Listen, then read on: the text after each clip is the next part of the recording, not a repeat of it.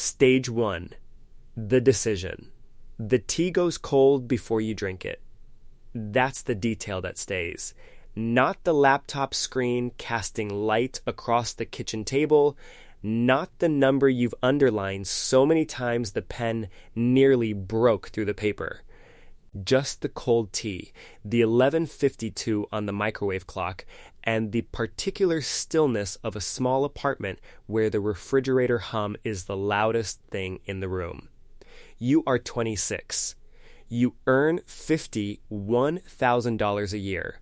Depending on the week, it feels like either more than enough or nowhere near it. You have $5,400 in savings, $21,000 in student loans, and a credit card with a $3,100 balance you've been carrying since your first real job. You've been intending to pay it off for so long that the intention has become part of your identity, like a piece of furniture you've stopped actually seeing. Tonight, you make a decision that would bore anyone you tried to explain it to. You decide that 70 cents of every dollar you earn will eliminate debt or enter a low-cost index fund. The remaining 30% covers everything else: rent, groceries, the rest of your actual life. No book gave you this. No podcast. A calculator did. And a specific exhaustion you're finally willing to face without looking away. You run the numbers twice, then again, because you don't trust your own arithmetic. At your current savings rate, 7%, you'll have genuine options at 59. At 70%, you'll have them at 36. That's not a 23-year difference. That's a completely different existence. You close the laptop.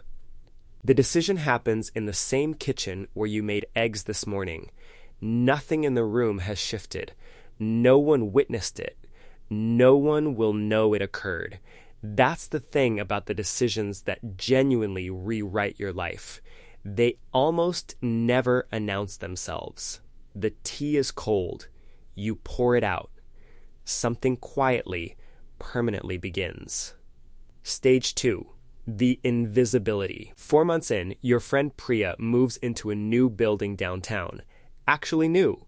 Glass exterior, rooftop terrace, a lobby that smells like a hotel.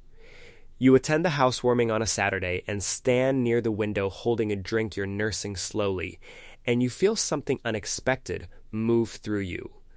You feel completely unseen. Not because anyone is unkind, the evening is warm and easy. But nobody here is asking about your brokerage account. Nobody is gathering around your debt payoff progress with the same energy they're bringing to the court's countertops. You've followed the rules for 17 weeks. You've cleared $1,600 of the credit card. You dropped 6 subscriptions. You drive a paid-off 2016 Civic that costs you nothing monthly and everything in dignity at certain social moments. You've rerouted your paycheck so that $2,900 leaves automatically the day it arrives. Retirement account, debt, investments, in that order. You are building something. You know this factually, intellectually, the way you know the capital of a country you've never visited. At the party, someone asks what you drive. You tell them. There's a pause, brief and complete, before the conversation pivots elsewhere. That pause is the silence this stage is made of. Not one defining humiliation, but a slow accumulation of small gaps where the performance of status would have gone. The friend who stops suggesting you split a beach house rental. The colleague who quietly removes you from the group chat about the weekend trip. The dinners you attend less often because the math doesn't hold. What nobody explains about voluntary simplicity is that the social cost arrives before the financial reward does. You pay it up front, in invisibility, in the specific solitude of choosing differently than everyone around you, before the numbers have grown large enough to justify themselves out loud. Your investment account holds $3,800. It doesn't feel like freedom yet. It feels like a number nobody else can see. But the gap is already opening. Stage 3. The compound reality. Year 2. The debt is cleared. Student loans, credit card, all of it, gone in the same quiet way most real things end. Not with celebration, but with the sudden absence of a weight you'd grown so used to carrying you'd forgotten it was there. You redirect every free dollar immediately. No reward, no upgrade, no exhale that costs money. This is the rule that separates intention from outcome. Every analysis of long-term wealth building, every serious study on retirement outcomes arrives at the same conclusion in different language. Savings rate is the variable that matters most, not market timing, not fund selection. Consistency, you receive a raise in month 16. You increase your automatic transfer and spend the rest on nothing in particular. This decision, made without ceremony, will matter more than almost anything else you do financially in your 30s. By month 28, you have $21,000 invested. It doesn't photograph. It doesn't make for conversation at dinner. It is a number sitting quietly in a brokerage account, compounding at the market's historical average while you go about your ordinary days. Your friend Marcus earns less than you. He also has, as far as you can observe, nothing invested anywhere. His car is new and impressive and costs him over $1,100 monthly between the payment and insurance. He's generous and talented and someone you'd call in a genuine emergency. He also believes he'll start investing properly next year. The gap between your financial trajectories is invisible right now. You inhabit the same income bracket, the same neighborhood, the same approximate life. But beneath the surface, something has already diverged so completely that in 7 years you will struggle to see each other across the distance. Compound interest is not a concept. It is time, purchased in advance. Stage 4, the fracture. Year 3, something gives way. Not the plan, which is working precisely as designed. Something underneath language, something housed in the chest. It surfaces on a Sunday evening when you sit in your clean, quiet, deliberately arranged apartment and feel, with sudden and unwelcome clarity, profoundly isolated. You skipped your college friend's group trip in August. Not because the money wasn't available in some version, but because the version you could afford contradicted the energy of people running everything on credit and optimism. You did the math, which you cannot stop doing anymore, the way you can't unknow a second language. And the math said the trip cost more than it appeared to cost. So you stayed home and watched your phone light up with photos from somewhere loud and golden and alive. The question arrives that you've been avoiding. Are you building a life or just refusing one?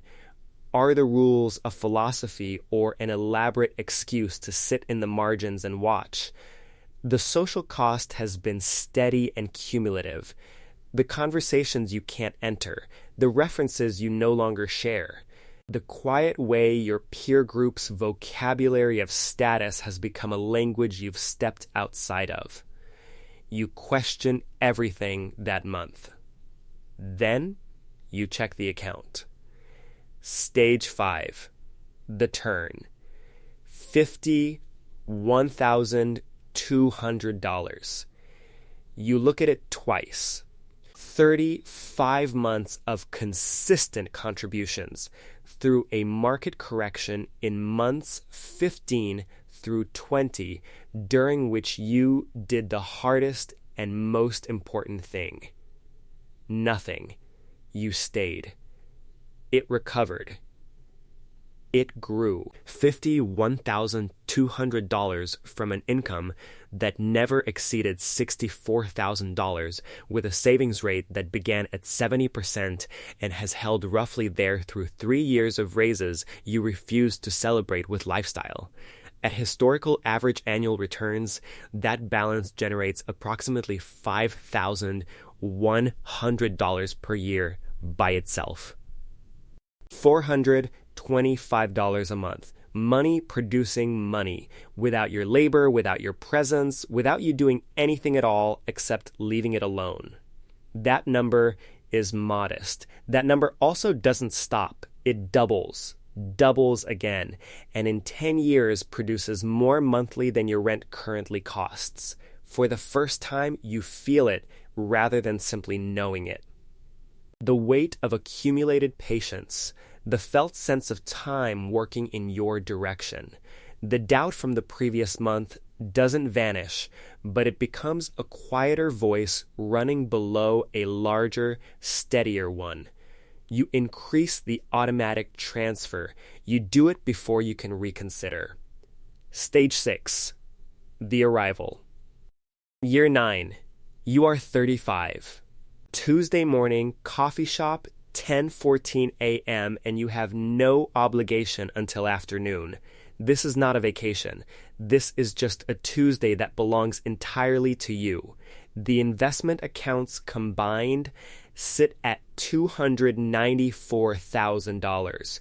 You are ahead of the median American net worth for people a decade older than you, in liquid assets alone without property. The Honda is still running. Maintained carefully, paid off years ago. The math on not having a car payment over 9 years, invested consistently at market returns, exceeds $130,000 from one decision, compounded. Last month, you crossed your number. The enough figure you first calculated at 26, adjusted twice for inflation. You stared at it the same way you stared at that first spreadsheet, with the same quality of quiet. Except now the quiet is not anxiety. It's something you had to build toward, slowly, without witnesses. Here's what nobody tells you about a decade of financial minimalism. The money is not what you're most grateful for. The clarity is. 10 years of asking the same question every time dollars moved, every time a purchase presented itself, every time a lifestyle upgrade felt like permission. What is this actually for? And is it delivering what I believe I'm buying? That question, asked consistently and honestly, migrates into everything. Your relationships became more deliberate, your time more honestly arranged, your sense of self less dependent on external confirmation. Devin is doing well. He got a promotion. His house has appreciated. We had dinner recently, and he said something that hasn't left me. I feel like I'm always running toward something I can't quite see. I knew what he meant. I was running toward the same thing at 26. The feeling of having arrived, the permission to finally exhale, cannot be purchased. It is not located in anything acquirable. It is located in the relationship you hold with your own future, in whether you trust that what you're building is real, even when it's invisible, even when everyone else's life photographs better than yours. When you trust that, something quiets. The coffee is hot. You finish it before it goes cold.